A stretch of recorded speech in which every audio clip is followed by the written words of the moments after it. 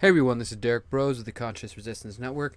Today we're going to talk about how to use the concept of freedom cells during a pandemic. Obviously, I'm doing this video during March 2020 when we are currently dealing with the global COVID-19 coronavirus pandemic, but this video is going to be more broadly about dealing with pandemics and how the concept of freedom cells can be applied to survive and thrive during those situations. If you're brand new to this situation, to freedom cells itself, I'm going to ask you to go back and check our previous videos. If you search freedom cells, you're going to see this video, Looking for Solutions, Join the New Freedom Cell Network, which is all about our new website we're going to be covering in just a moment. If you don't know how to get plugged in, that's the video you need to watch.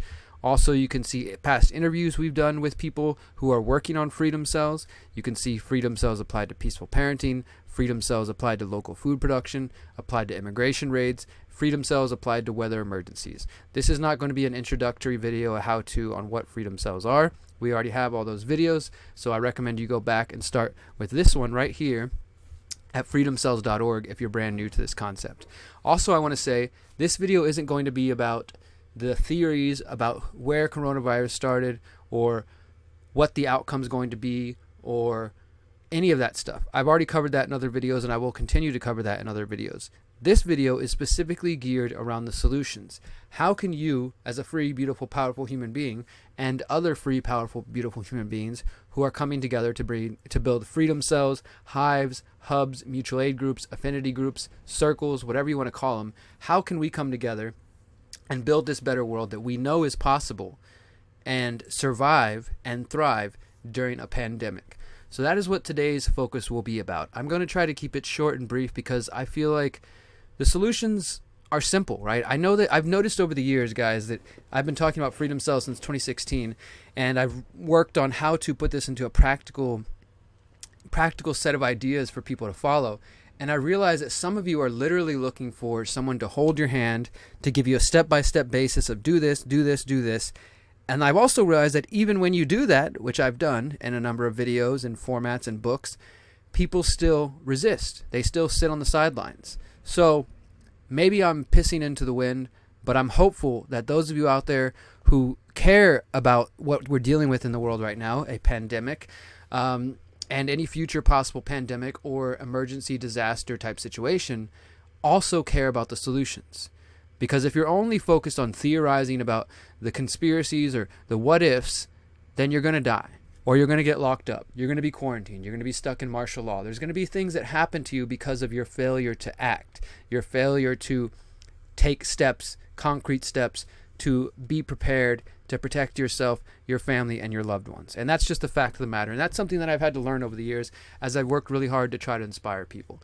Either you're going to step up and you're going to start taking action, or you're going to sit on the sidelines and just theorize all day. I'm asking you to step up. So, again, this video is going to deal with the COVID-19 pandemic, but I think it can apply to any sort of pandemic type situation. So we're not really going to focus too much on the specifics here. What I will say is in a pandemic-like situation like the one we're dealing with, there's multiple avenues we have to deal with. There's coronavirus censorship going on as social media companies are partnering with the World Health Organization. So how do we as a freedom cell, and again, if you don't know what I mean by freedom cells, go to freedomcells.org, join the website, check out this video, use our member map to find people in your area. You can search 5, 10 miles, 15 miles and find people local to your area. If there's nobody there, start a freedom cell in your group and try to plug in with them. So if you're an individual who's starting out and trying to build a freedom cell, or if you're a group that has a few members or maybe even 7 to 8 to 9 members and you've got your freedom cell, maybe you even got multiple freedom cells, you're going to have to deal with difficulty finding information because social media companies are partnering with the World Health Organization and other official authorities to censor information that doesn't fit their agenda. And this can include potential cures or potential treatments that don't fit their agenda. So that's important to take into consideration. So I made a list here of things to consider. Like I said, even if you make it simple with the list, sometimes that won't be enough for people. But we're going to go through this either way. So number 1, prepare and think ahead. Now this is the most obvious, and for those who aren't prepared, we have solutions for you too. But if you are prepared, if you've heard me talk about freedom cells at some point over the last 4 years, and you took steps to join the Freedom Cell Network, or just to plug in with your local group and to create a local hub or hive or cell, whatever you want to call it, then maybe you're not even stressed out because you were prepared and you thought ahead. You thought, you know what? I live in an area where there are hurricanes, or there are wildfires, or there are snowstorms, or there are tornadoes, or there are tsunamis, or whatever you may deal with when it comes to weather. And you stocked up on food. You prepared ahead of time. Or maybe you also heard the whispers over the years of the elite powers that wish they were potentially wanting to use population control methods like bioweapons. So you planned for this moment. You thought ahead. So that's step one. But if you didn't prepare or think ahead, let's move to step two. Or we'll go to step three in a moment. If you have prepared, then each of your cell members likely has food and supplies stocked up. Now, when I first started promoting Freedom Cells, I said it's a good idea to have 6 months worth of food. Now, 6 months worth of food is a shitload of food. It's a lot of food, and I get that. I don't have 6 months worth of food. I definitely have food stocked up that I've been getting from my grandmother's farm over the last couple years, as well as just canned goods and things that I've bought periodically. And yes, when this current pandemic started, I did go out and buy some things. I didn't panic buy, but I did buy rice and things of that sort. Let's check out this other article here I found. This is coming from Activist Post, and it's being put together by the Stephen Maxwell, talking about potential foods that are needed. As you can see, shelves are emptying out around the world as people are freaking out and worrying about how long they're going to be quarantined or without food. Prepping foods. Now, this guy says prepping foods on Amazon. I don't support Amazon, but and these are probably just his affiliate links, but the point is that there's options for us, right? There's ways to get this, and there's plenty of companies out there that you can buy dehydrated food. You can buy, quote unquote prepper food. I will say this though, since this pandemic started, lots of people are saying it could be months before your food arrives. There's going to be delays because so many people are ordering food. This is why you don't wait until something happens. This is why you prepare. So even if you're not stocking up with, dried goods at the grocery store, you should have been working with some company. I'm not sponsored by any of these companies, so I'm not going to name any names, but there's plenty of companies out there that can sell you dehydrated goods, organic goods. I would do your research and make sure that you're getting food that's going to last long and that's actually going to be healthy for you, because if it's a pandemic type situation or a hunker down type situation, you want to have good food that you're going to actually enjoy eating, especially if it ends up being the last food you ever eat. Breakfast cereal has a 6 to 8 month shelf life and can be eaten dry or with milk. Dehydrated hash browns, pancake mix, powdered eggs. I don't eat eggs, but I'm just going to read through all this and let you guys decide. Oatmeal, hot cereal and grits, pasta. Dried pasta is an excellent prepper food and will be good to eat for up to 2 years. Rice, it can last up to 5 years in vacuum sealed conditions. Tuna and chicken pouches, peanut butter powder, beans, dried beans, canned beans, nuts, dried fruits, powdered milk, granola bars, chicken and beef bouillon, coffee and tea, instant coffee, sugar and spices, beef jerky, bacon crumbles, flavored drink mixes. Now, I'm not necessarily, again, approving of all these things. These aren't things I personally would buy per se, but as far as just food that's going to be stored and good for a couple of years or months, this is going to be where you're looking at, right?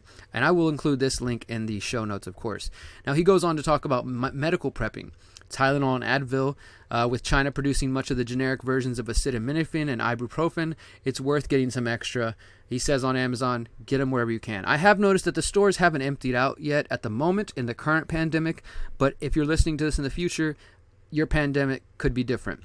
Vitamin C's, D, and B12. These are always going to be good, especially right now because some people are saying that COVID-19 can be treated with high-dose intravenous vitamin C. Well, you might not want to shoot yourself up with vitamin C, but you can definitely eat vitamin C pills that are dosed at high levels. I would say 1,000 milligrams or more. Vitamin B, B12, vitamin D as well. Zinc, magnesium, Imodium.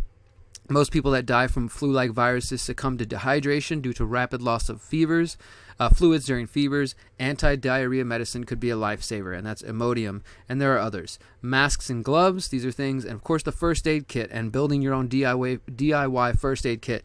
Now, again, if you've been listening to me talk about Freedom Cells for a couple of years, these are the kind of things that you should be doing already. As a cell, these are steps that you can actively take to be prepared for any situation. That's the whole thing about Freedom Cells and preparedness. It doesn't have to be a weather emergency, economic collapse, zombie apocalypse, pandemic. It could be a number of situations, and if you're prepared, well, then you're prepared, and that's just how it goes. So check into that, look into that. He also talks about toiletries. Toilet paper, people, you guys know all about that. Feminine products, plenty of them are available, but for how long? Soap and shampoo, teeth hygiene, plenty of toothpaste, mouthwash, and floss, wet wipes. These are the kind of things that you do want to have stocked up somewhere and not, have to worry about it and go out there and panic buy with everybody else. Razors, deodorant, making your own homemade hand sanitizer. There's a link for that. So yeah, these are some just basic things to be prepared for. And I would say, look, if you haven't stocked up yet, if you're an individual or if you're a part of a freedom cell and you guys just haven't got around to it, this is the perfect time to get around to it. So if you have prepared, you probably have all those foods and supplies already, or at least some of them together. If not, it's time to communicate with your cell about what is in need. Now, currently, my Houston cell, we are communicating via Telegram. And Telegram is a chat app. By the way, guys, if you're on Telegram, I do have a channel. It's called Derrick Broze's Daily News, where I post articles that I find, FYI. But Telegram they have encrypted chat. Of course, I wouldn't put anything, personal on it that you don't want other people to hear, because they can crack that too. We know that for a fact. But have some way, Cell 411, Telegram, Signal, Wicker, some level of encryption, but still practice safe, security culture. Don't be putting your super secret location on those places. You need to have alternative ways to communicate, maybe even communicating in code when necessary, if necessary at any point. But my point here is that communicate with your cell about what is in need. So in our Telegram chat that we have going, we're asking each other, okay, how's everybody doing? Is anybody feeling sick? Hey, is anybody out of anything? Hey, I'm at the store, guys. I can buy extra of hand sanitizer. Hey guys, I found a store with some toilet paper. Does anybody need any? And you can do that. That's the whole thing, is you kind of lean on your allies. Now, currently, we're all still with our families and we're living separate places and doing different things, but we've also made preparations for, like, guys, if X, Y, and Z happens, then let's make sure we meet at so-and-so. So communicating with your cell, making preparations for all types of situations. This is necessary stuff anytime, but especially during a pandemic, and especially in a situation where we're dealing with currently, where the idea of forced quarantines, forced vaccinations, and basically medical martial law is happening. And if you're the kind of person like me who's not willing to submit to those things, then you need to have a plan, and you need to make sure that each member of your cell or your family or your tribe understands, family, friends, etc., if they try to do this, if they show up at our house and tell me I must be held down and be vaccinated, I'm sorry, but I'm going to have to resist. And if you want to resist, this is what we should do. I'm just saying, have a conversation, communicate, talk, have a dialogue. Don't get caught with your pants down. Don't get caught unprepared. Once your group is stocked, start seeing who you can help. Now, this is a really beautiful idea that I think is important. We've been talking about doing decentralized, as you can see on number 6, decentralized food and supply delivery to at-risk communities. Because, I really see that there are a lot of people, just like any sort of disaster situation, a hurricane or what have you, there are going to be people in need. And either you're going to let them sit there and wait for FEMA or the Red Cross and just keep them believing that, oh, government's the answer. Government's the only one that can take care of you during a emergency. Or the freedom lovers, the anarchists, the decentralists, the abolitionists out there, those of us who know that we can create a better world where government is unnecessary, it's time to step up to the plate. It's time to show people what freedom cells can do. So think about this. While we're all out there shopping and getting everything we need, what about the grandmother down the street who doesn't have the ability to get to the store? She's going to be fucked. What about the people who've been working all day and don't have time to get there? They're going to be screwed, right? So there will be people who will be in need. Start seeing who you can help and how you can help. That doesn't mean put yourself at risk. Currently, there's a virus that's spreading around the country. At least that's what it seems. And you need to take proper precautions. That might mean not meeting somebody directly, but leaving supplies for them outside of their home. Think about these things. Have conversations.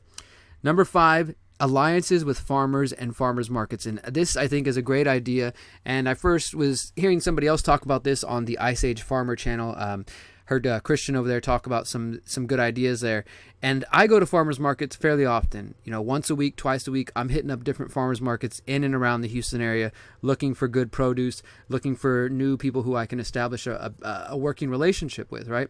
So what I'm seeing is that in some cities and states, they are starting to close down farmers markets out of fear of spreading the virus. So this means that people are becoming even more dependent on the grocery stores. But it also means that those farmers, the producers, and these might be big farms or small farms, family farms or big, industrial farms that come to markets.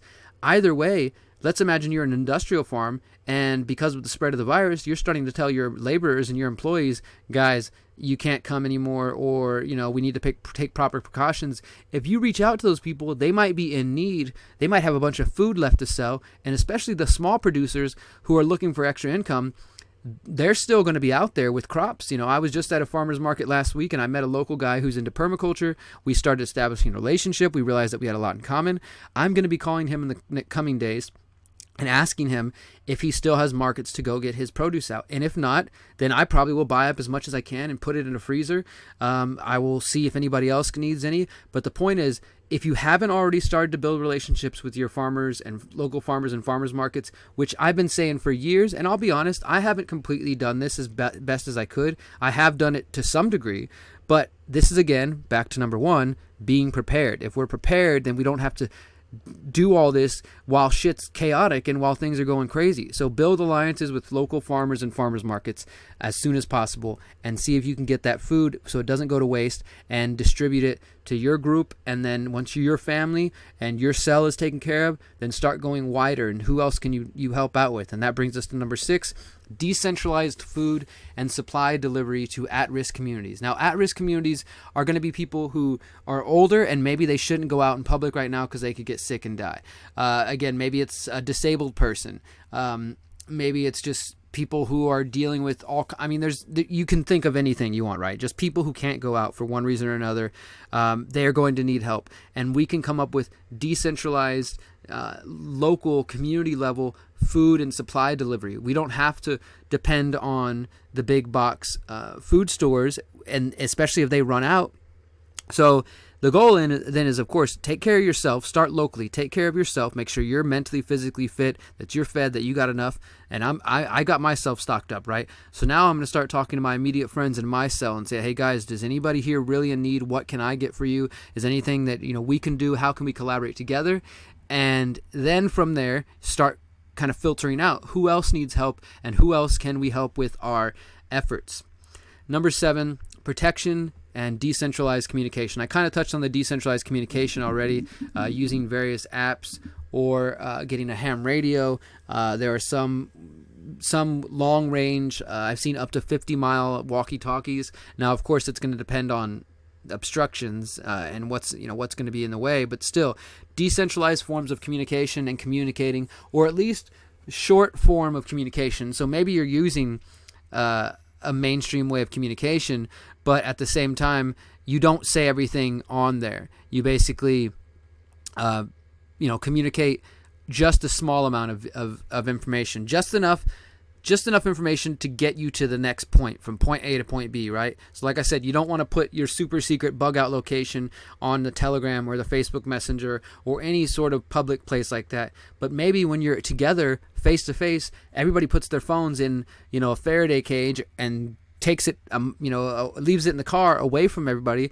and nobody has any smart devices, and you guys say, okay, here, look, if situation A happens, this is how we respond. And if this happens, guys, we're going to send out a message that's going to say X, Y, and Z. And when that message comes, this is your signal that you need to do this, right? So have some preparation, have some planning. Protection. This is most important, guys, not only related to what we're dealing with coronavirus, COVID-19, but to any potential future pandemic. This is a difficult situation because we already know that there is a thirst, there is a hunger in the world to force people to get vaccinated, whether that's because there's a measles outbreak or there's a COVID-19 outbreak. People believe that you have no rights and that you should be forced vaccinated. People think that you should quarantine for the good of everybody else, that you should be locked up. You need to think about how you're going to protect and defend yourself. We're dealing with a situation here in March 2020, and there may be worse situations to come if we survive through this one, where they're already passing laws to force vaccinate people. They're already locking people in their homes. They're already saying that they can potentially enter your home if you're suspected of being infected. This is a dangerous time.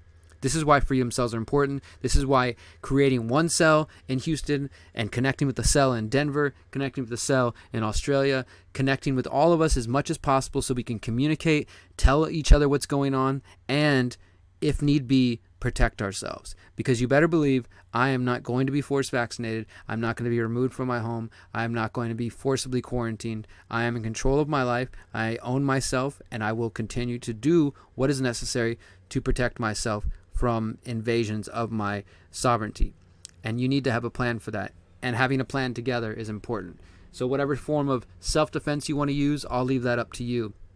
And a final point I want to make here, guys, is keeping calm and coping. This is an article I found here, Rappler.com. I don't know much about this website, but I thought it was a good kind of effort of what they're making here.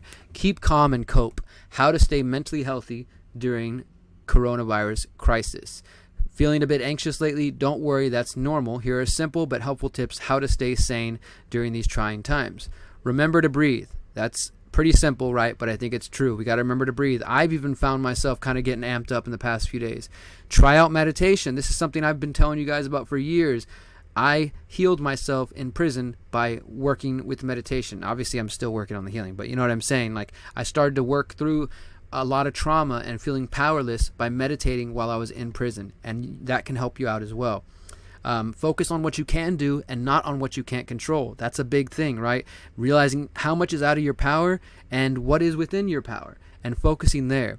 Stick with the facts, not fear. And that's important because there's so much misinformation going on right now. That doesn't mean you should just simply rely on the corporate mainstream media and think that they're going to tell you all the facts. But don't get so caught up in the rabbit holes right now, guys, trying to figure out, well, who did this? Or is this the real reason? Or is this the real reason? We don't know. And then solidify your support system. And this brings us back to freedom cells. Constantly check in with each other, communicate, share a laugh, drop a meme, try to keep your chins up. Having people you can openly share with to let us know we are not alone and we are still part of a community.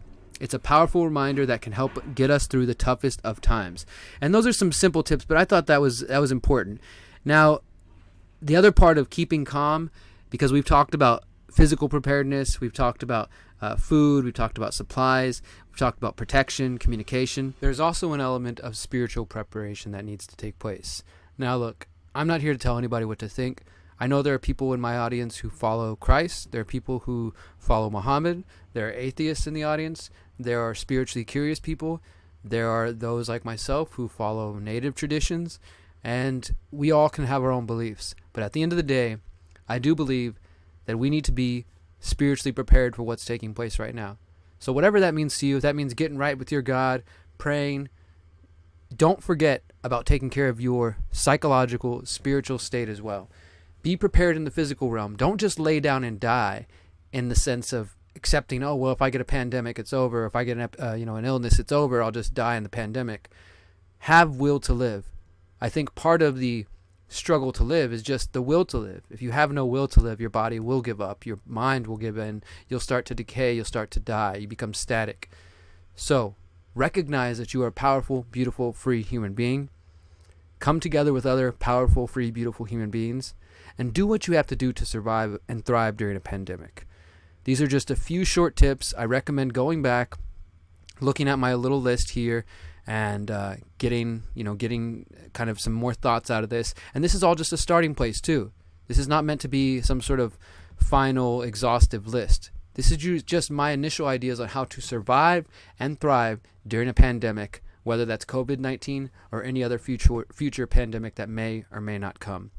Thank you guys for listening. Please do join freedomcells.org, create a profile, create a cell in your area, use the member map to find more people, tell people about it. Let's keep building the better world that we know is possible. And until next time, remember, you are powerful, you are beautiful, and you are free. Peace. Hey guys, just one final note I wanted to mention, I almost forgot.